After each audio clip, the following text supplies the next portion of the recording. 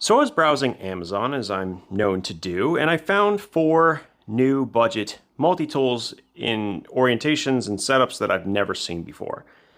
And they were all under 30, or actually some of them were even close to that $20 price point. So I figured, why not see if they're anywhere close to competing with the other options out there. And so this is going to be a rather quick video breaking down what is and is not interesting about these particular tools. Let's go ahead and get started. Now I've seen a few variations of this on Amazon, and so the platform design like this, you can kind of recognize it because it always has this kind of scissor, this safety style scissor. They kind of all look similar, blades look similar, and the plier heads look very similar, right? They are the Fantastic Car multi-tools. They're all kind of in that same style. You start to recognize these patterns where they're basically using the same components interchangeably, but then coming up with a couple of different things different. This is a slightly lighter tool than some of the others. So let me get the weight here. So this is 226 grams or just under 8 ounces. So it's a little bit lighter than some of the other options. It has a scissor, and these are actually cut pretty well, I have to say. We have a straight blade. This is one-handable and has a liner lock. We have a file, cross-cut, and straight cut. Oh no, this one has just got a ruler, cross-cut file here. Not super aggressive with a flat head on the end. And then, of course, we have the scissor. On the inside, we have the Phillips, and we have a combination tool here with a small flathead at the end and a can opener. I'm gonna make it really easy for you. This is not worth your money. There's just so many good options under 30 bucks that are in the budget multi-tool realm. If it's not at the very top of that list, it's not even worth looking at. And this is not a tool worth looking at. I would not pay $20 for it. I would not recommend this tool. There are better options out there between 20 and 30 that are going to absolutely smash this.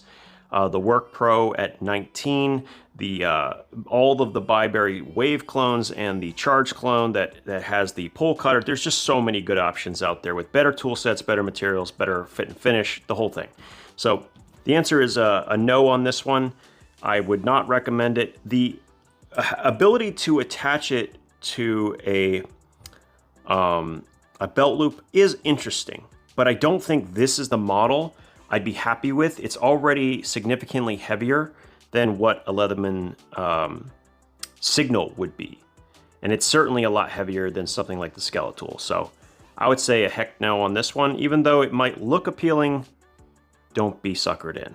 Another interesting one. Now, first of all, I want to mention that they are stating this is 440A blade steel, which is actually not that bad. And that's also true with the scissor. And you can tell, once again, we are kind of using the exact same scissor style here. So same platform, slightly different locking mechanism. That's the biggest difference. And the big thing here is they have this sort of slide locks. They're calling it an axis style lock. It is not an axis style lock. In fact, this lock is ancient in design. Gerber's been using it forever. It's also a variation on what Victorinox uses. This kind of lock has been around for ages, okay? So don't be taken in by anything they say on that front. Now the internal implements here, they are some sort of no-name steel. I think 420J2 maybe. But either way, this is a pretty useless file. No texture on the crosscut. Straight cut files in general, especially when they're small like this, very, very useless. The package opener, actually surprisingly sharp, like that. That part is cool. And the reamer all is just fine. The rest is, you know, whatever.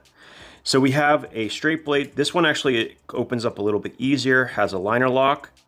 We have the scissors on the opposite side. And then this is actually something I do like. We have a couple of long reach Phillips drivers. This is a number 1 and I think a number 0. And they're actually well formed for once. So that part of it I do like. I do like that part of it. The serrated blade, not particularly interesting. All of these do lock with this little crossbar lock section. Let me show you how that works. So you just open that up And you can see it locks and you slide it back and then it disengages. So that's simple. And then once again, we have a very similar design on pliers. This time it's not spring-loaded, and they do have replaceable cutters. I did not see any replacement cutters in the box. Once again, compared to what is out there, like I think the shawl tool right now has got a huge like $7 discount, so makes that $23, and it's got like a bunch of spare bits and it's a better tool set. No, these are a no. Okay, let's go ahead and move on. I'm gonna run through these really quick.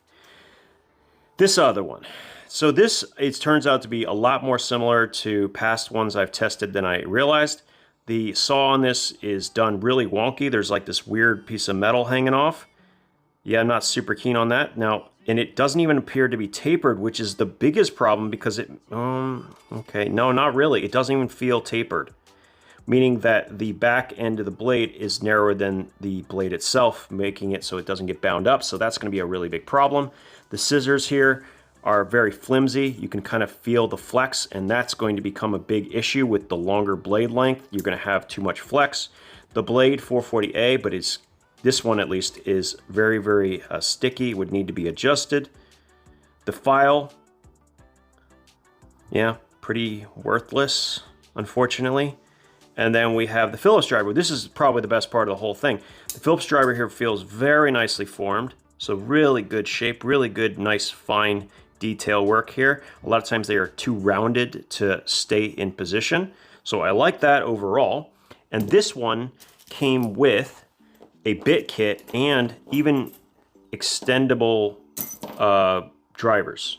So even more Phillips head and flathead drivers. So this was kind of an interesting choice.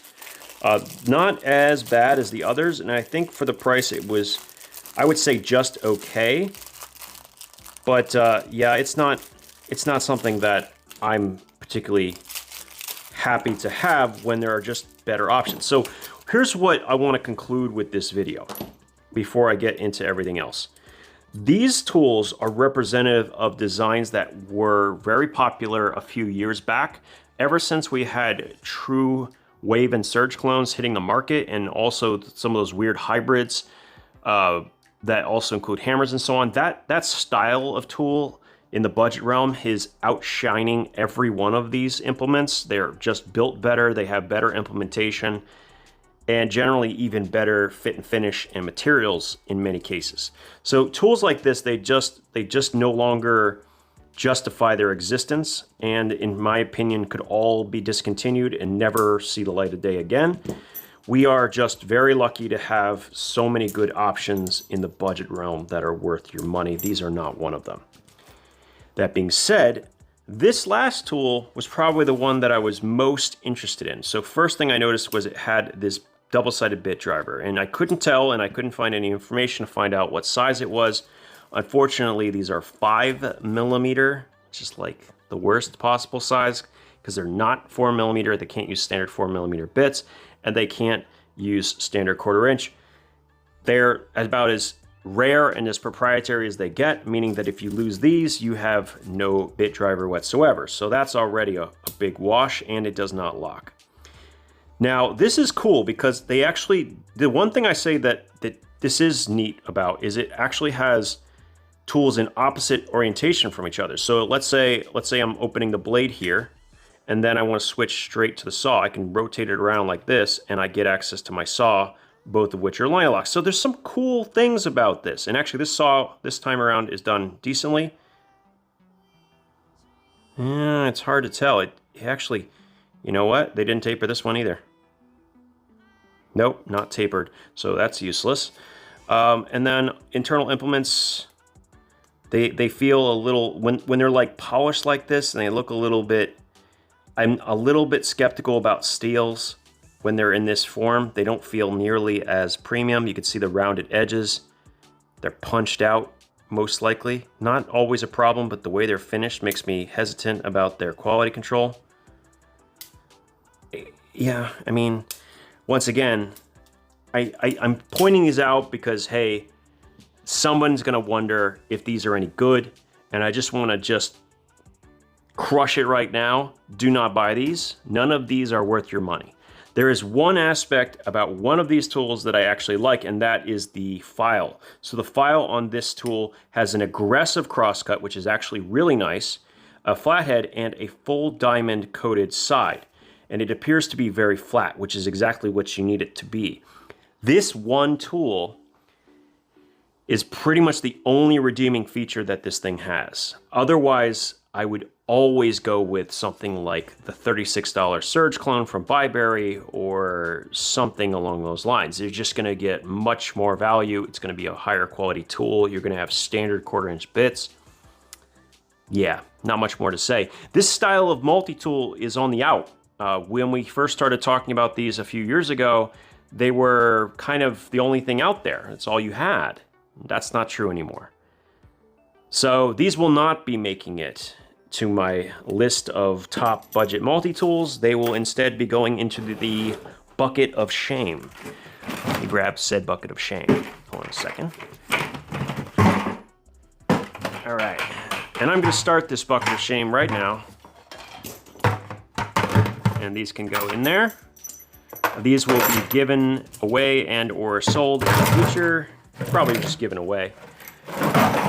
And they were interesting, but we're done with them.